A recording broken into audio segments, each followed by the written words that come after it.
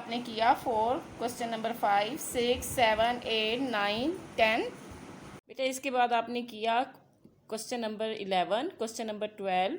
उसके बाद आप आ गए रिव्यू एक्सरसाइज 6 पर।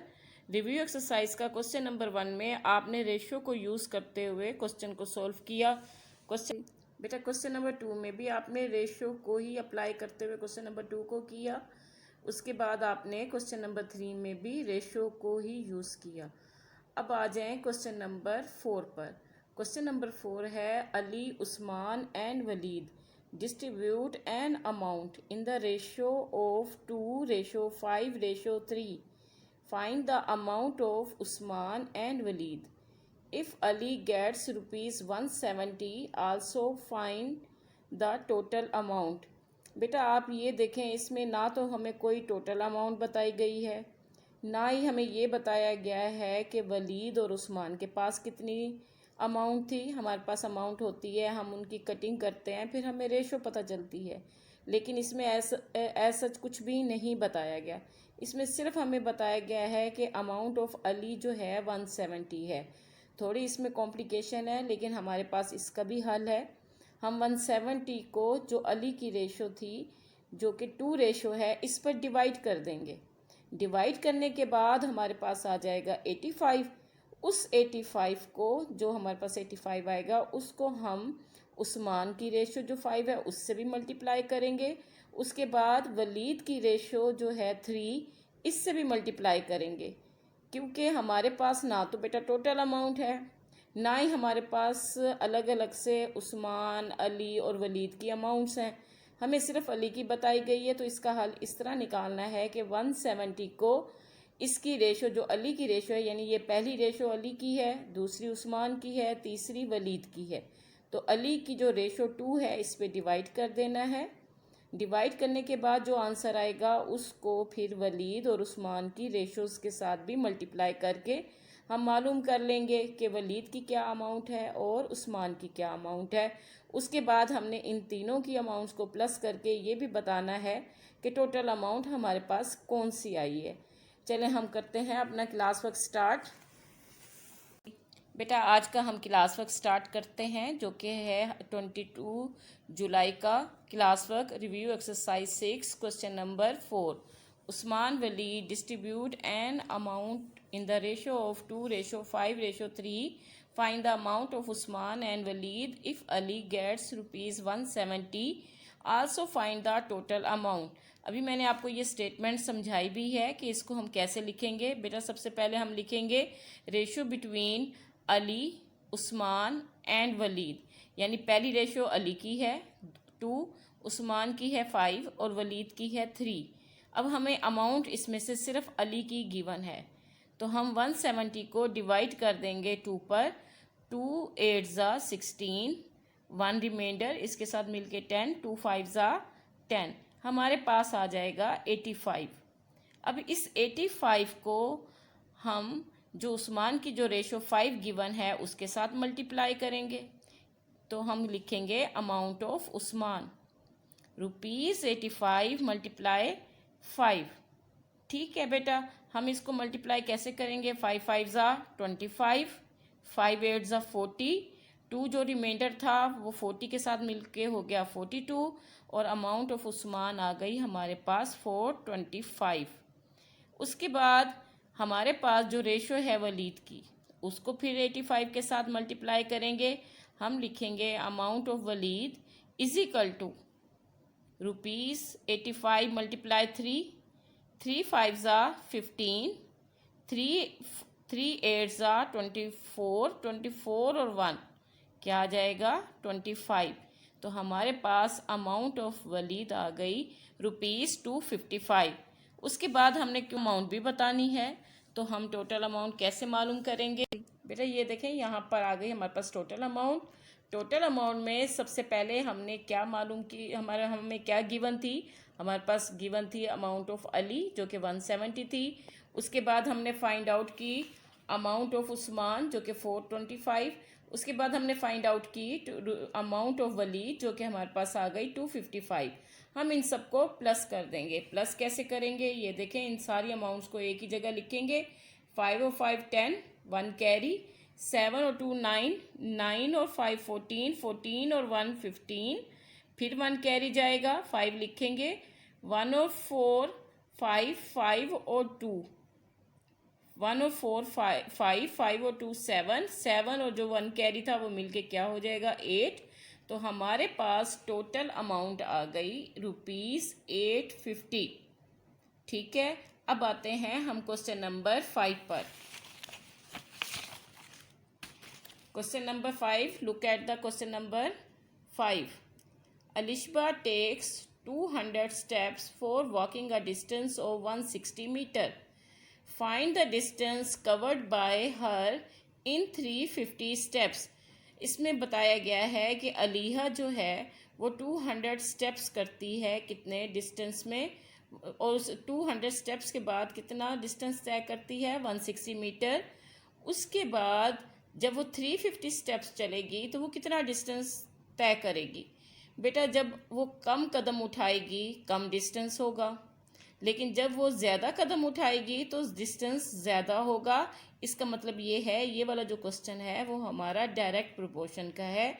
इसको हम डायरेक्ट प्रोपोर्शन वाले मेथड से सॉल्व करेंगे। कम स्टेप्स हैं तो कम डिस्टेंस, ज़्यादा स्टेप्स हैं तो ज़्यादा डिस्टेंस फाइंड आउट करेंगे। चलें हम कैसे करेंगे, यहाँ देखिए बेटा, आपने यहाँ देखा हमारे पास 2 एलिमेंट जो हैं वो स्टेप्स के हैं और एक डिस्टेंस का है। तो हमने जो चीज़ एक दफ़ा दी जाए उसको ही लेट करना होता है। तो हम लिखेंगे let the distance is equal to X, steps distance 200 steps उठा।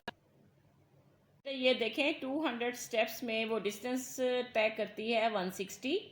200 के साथ 160 आएगा। मैंने आपको बार बार ये बात बताई है कि जो चीज़ जिसके साथ गिवन है उसके साथ ही लिखना है कि 200 स्टेप्स में 160 डिस्टेंस ट्रेवल करती है। तो आपने 350 के साथ 160 नहीं लिखना, क्वेश्चन गलत हो जाएगा।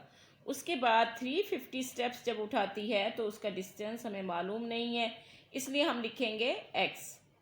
और बेटा मैंने हमेशा आपको बताया है कि जब भी आपने एरो लगाना है, जब भी आपने एरो लगाना है आपने हमेशा एक्स से एरो को शुरू करना है, यानी उसकी टेल एक्स के साथ हो और ऊपर वाले नंबर के साथ उसका एरो होना चाहिए। इसी तरह जब डायरेक्ट प्रोपोर्शन का ये क्वेश्चन होगा तो दूसरी साइड पर भी हम जो नीचे वाला नंबर है उसके साथ ही एरो को अराइज करेंगे। ठीक है, और जो हमारे पास जो टेल के साथ होता है एलिमेंट उसको हम पहले लिखते हैं। जैसे x के साथ टेल है तो x ओवर 160। इसी तरह 350 के साथ एरो की टेल है 350 ओवर 200। तो हमारे पास 160 जो है इस वक्त एक्स्ट्रा है, इसको सिर्फ x की हमने वैल्यू जो है वो फाइंड आउट करनी है। तो हम 160 को रिमूव करने के लिए इसका इन्वर्स प्रोपोर्शन का प्रोसेस कर देंगे, मल्टीप्लाई 160 इधर भी करेंगे और इधर भी करेंगे। ठीक है, अब इसकी कटिंग करते हैं। 160 160 से कैंसिल हो गया, ये बेटा 0 0 से कैंसिल हो गए, ये 0 इस 0 से कैंसिल हो गया। उसके बाद बाकी बचा आपके पास 2, 2 1 ज़ा 2, 2 8 ज़ा 16। यहाँ 8 रिमेनिंग एलिमेंट है और यहाँ पर 35 है।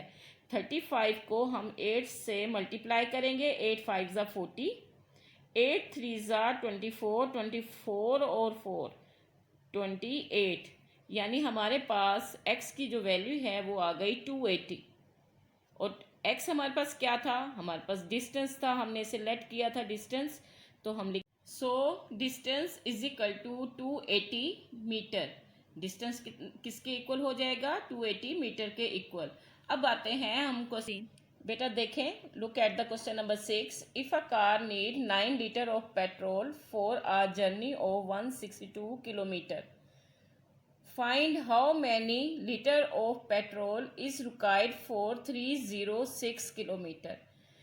अब इस क्वेश्चन में आपको बताया गया है कि एक कार जो है वो 9 लीटर पेट्रोल में 162 किलोमीटर डिस्टेंस तय करती है। अब वो कितने लीटर पेट्रोल में 306 किलोमीटर डिस्टेंस ट्रैवल करेगी। बेटा ये देखें 9 लीटर जैसे डिस्टेंस यहाँ आप देखें 162 किलोमीटर है, इसलिए पेट्रोल की जो है वो कम क्वांटिटी यूज़ हुई। इसी तरह जब डिस्टेंस आपका बढ़ जाएगा 306 किलोमीटर हो जाएगा तो पेट्रोल की क्वांटिटी ज़्यादा लगेगी। तो ये वाला जो क्वेश्चन है वो है डायरेक्ट प्रोपोर्शन का। अब इसमें दो क्वांटिटी डिस्टेंस की गिवन है और एक एलिमेंट जो है वो हमारे पास क्वांटिटी ऑफ पेट्रोल है। तो हम किसको लेट करेंगे, हम करेंगे let the quantity of petrol is equal to X. अब देखिए बेटा, let the quantity of petrol is equal to X, क्योंकि दो हमें एलिमेंट्स दिए हुए थे डिस्टेंस के और एक दिया हुआ था क्वांटिटी ऑफ पेट्रोल का, तो हम क्वांटिटी ऑफ पेट्रोल ही लेट करेंगे। ठीक है, 162 डिस्टेंस ट्रेवल किया जाता है 9 लीटर में, तो 306 डिस्टेंस जो है वो कितनी क्वांटिटी में तय किया जाएगा। और ये बेटा डायरेक्ट प्रोपोर्शन का है। अगेन आप एरो को अराइज करेंगे एक्स से, इसी तरह यहाँ भी 306 से अराइज होगा, यहाँ पे इसकी टेल होगी और ऊपर जाएगा इसका एरो। इसी तरह यहाँ पर टेल होगी 306 पर और ऊपर वाले 162 पर इसका एरो होगा। हमेशा हम कौन से एलिमेंट को पहले लिखेंगे, हम वो एलिमेंट बेटा पहले लिखेंगे जिसके साथ टेल होगी, x/9। इसी तरह यहाँ से 306 ओवर 162, x को अकेला करना है तो इसका इन्वर्स प्रोसेस शुरू करेंगे, यानी यहाँ पर x/9 है तो मल्टीप्लाई 9 लगा देंगे। अब दरमियान में क्योंकि इक्वल का साइन है, इधर मल्टीप्लाई 9 किया तो हम इस साइड पे भी मल्टीप्लाई 9 करेंगे। 9 9 से cancel,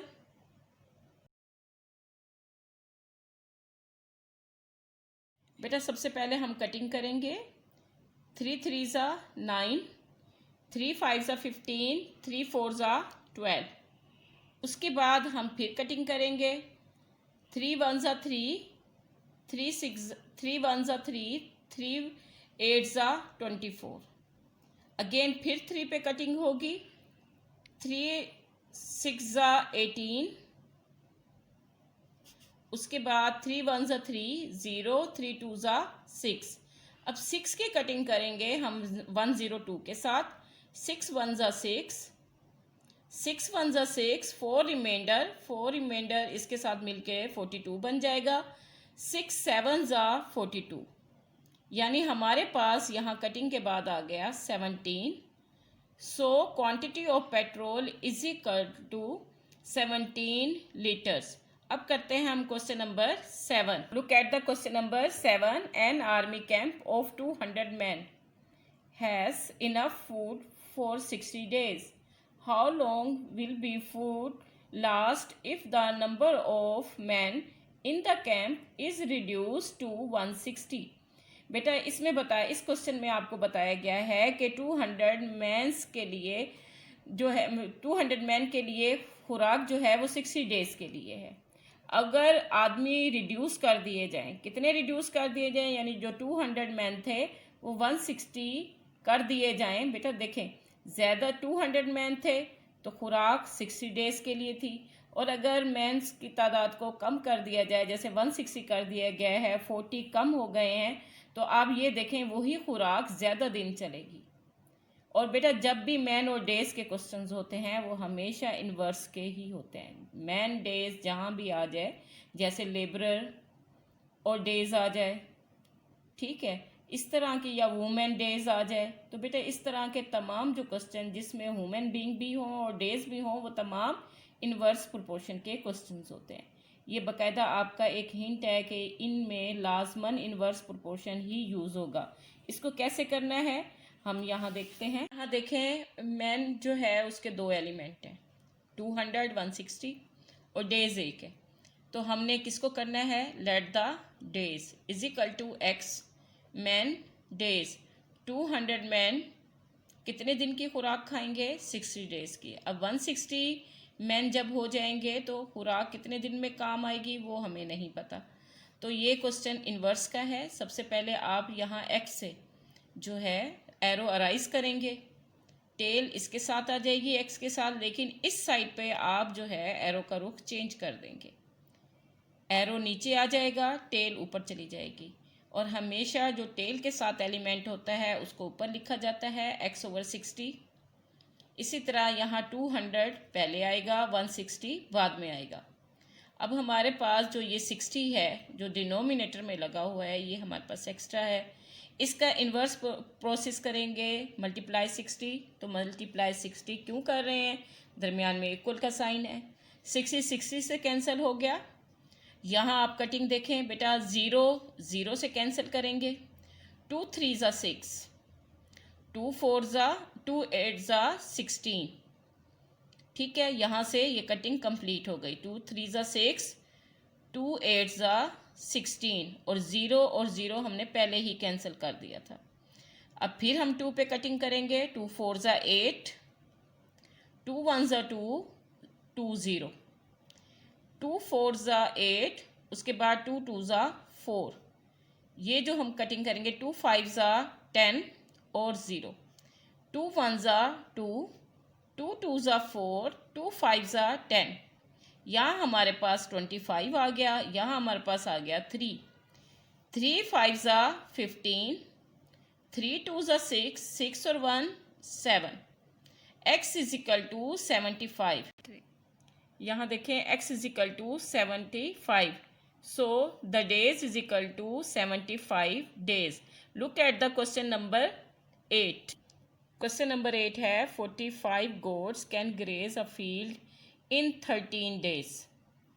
How many goats will graze the same field in a day? सबसे पहले 45 goats थी, 13 days में वो कर रही थी, उसमें ग्रेज कर रही थी। अब आपने बताना है कि एक दिन में कितनी गोट्स जो है वहाँ फील्ड में जाएंगी। अब बेटा देखें 45 थे तो 13 डेज़ हैं, अब दिन कम हो गए हैं तो ऑफ कोर्स उस गोट्स की तादाद भी कम हो जाएगी। तो आपने इसमें करना है बेटा, हमारे पास यहाँ पर गोट्स का एक एलिमेंट है और डेज के 2 एलिमेंट हैं, तो हम क्या कहेंगे, let the number of goats, यानी लेट करेंगे नंबर ऑफ गोट्स को, number of goats is equal to X, तो हम रेशो लगाएंगे गोट्स और डेज की। 45 गोट्स जाती हैं फील्ड में 13 दिन के लिए, और अब हमें नंबर ऑफ गोट्स नहीं पता, यहाँ एक्स आ जाएगा और ये 1 डे। इन्वर्स का क्वेश्चन है, अगेन आप एरो अराइज करेंगे एक्स से और दूसरी तरफ आप एरो का रुख चेंज कर देंगे। सबसे पहले लिखेंगे x over 45 is equal to 13 over 1। यहाँ जो 45 है ये हमारे पास एक्स्ट्रा है, इसका इन्वर्स प्रोसेस करेंगे, इसको ख़त्म करने के लिए मल्टीप्लाई 45, इधर भी 45, 45 से कैंसल, इक्वल के साइन की वजह से दोनों साइड पे हम 45 मल्टीप्लाई लगा रहे हैं। अब यहाँ देखें कोई कटिंग नहीं हो रही, ठीक है, यहाँ ऊपर नीचे कोई भी ऐसा एलिमेंट नहीं है जिसकी कटिंग हो सके, तो हम 13 और 45 को मल्टीप्लाई कर देंगे। चलें देखें, 3 5 ज़ा 15, 3 4 ज़ा 12, 12 और 1 13, 1 5 ज़ा 5, 1 4 ज़ा 4, बेटा यहाँ से 5 आ गया, 3 और 5 8, और 1 और 4 5, तो बेटा हमारे पास आ गया x इज इक्वल टू 585। क्या आ गया हमारे पास, x इज इक्वल टू 585, और हमारे पास नंबर ऑफ गोट्स किसके इक्वल हो गई, 585 गोट्स। और बेटा ये तमाम क्वेश्चन जो हैं पेपर में 10-10 मार्क्स के आते हैं, कभी भी 5 मार्क्स में नहीं आए, ये इसलिए बहुत इम्पोर्टेंट हैं, इनको बहुत अच्छे तरीके से कीजिएगा। 10 मार्क्स का इनमें से हर एक क्वेश्चन होता है।